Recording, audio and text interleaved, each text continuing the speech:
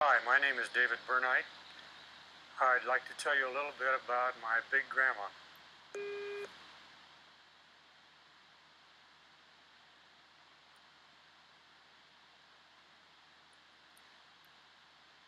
Some of my favorite memories are about big grandma.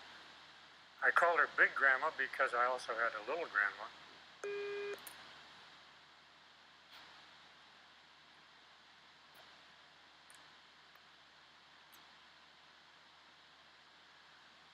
Big grandma wasn't fat, she was just big.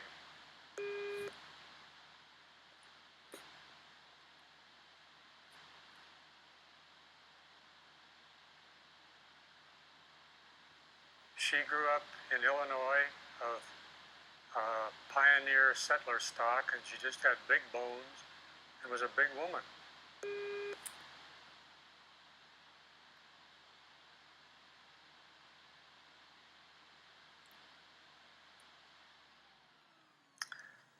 When my mother was 13, Grandpa died, and so Grandma took over and went to work and raised all three children herself.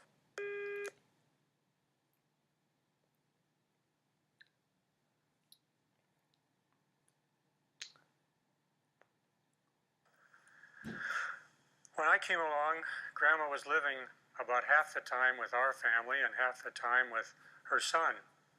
So I always considered her a member of our family.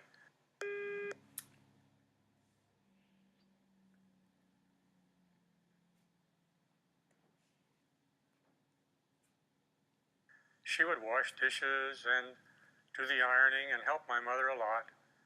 And I enjoyed Big Grandma.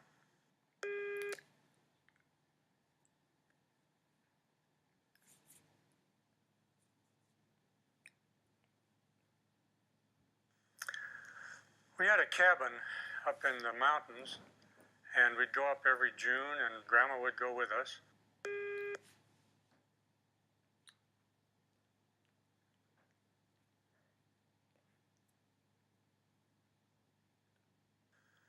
And after the sweeping and dusting and bringing down the cobwebs was done, Grandma would go for hikes with me.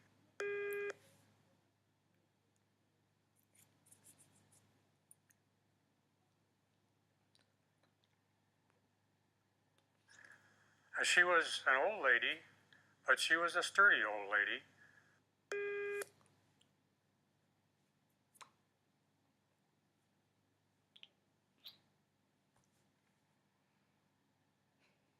She always took along a big walking stick, and she told me that it was to kill rattlesnakes with.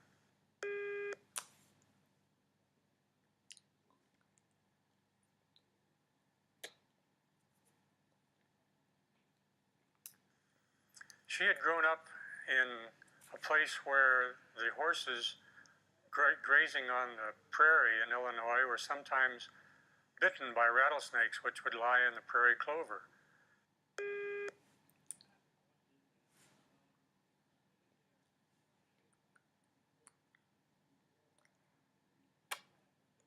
And so Grandma hated rattlesnakes, and whenever she would see one, she would kill it.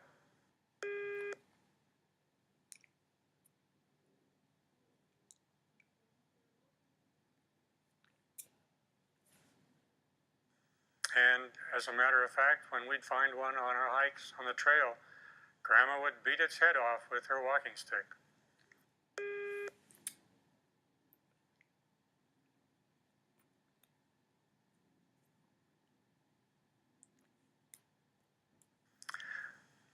I think one of the funniest things that happened was one day when my dog Laddie cornered a skunk underneath our cabin.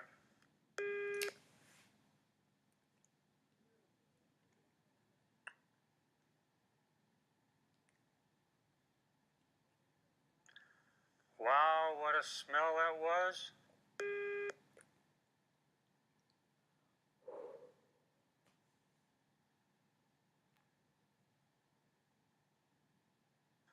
But Grandma was not even concerned.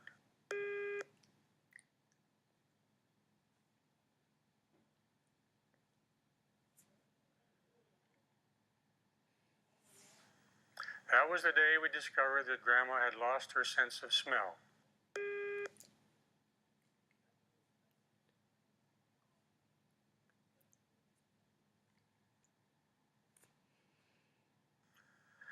And as a matter of fact, now we understood why she'd been complaining lately that food just didn't taste as good as it used to. Because when your sense of smell goes, you lose your sense of taste too.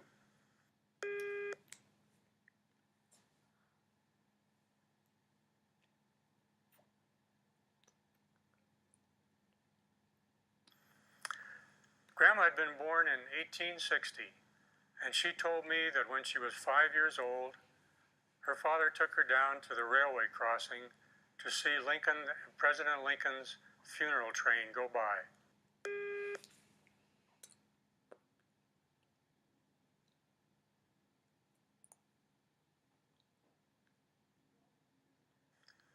To have that kind of living contact with our nation's history always thrilled me when I thought about it.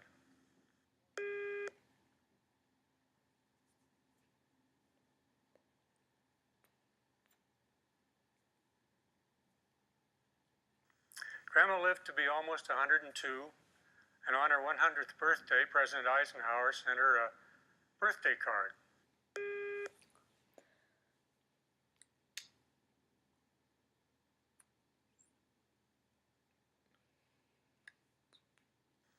Of course, he sent birthday cards to every 100-year-old person, but we always thought that it was very special because Grandma was very special to us.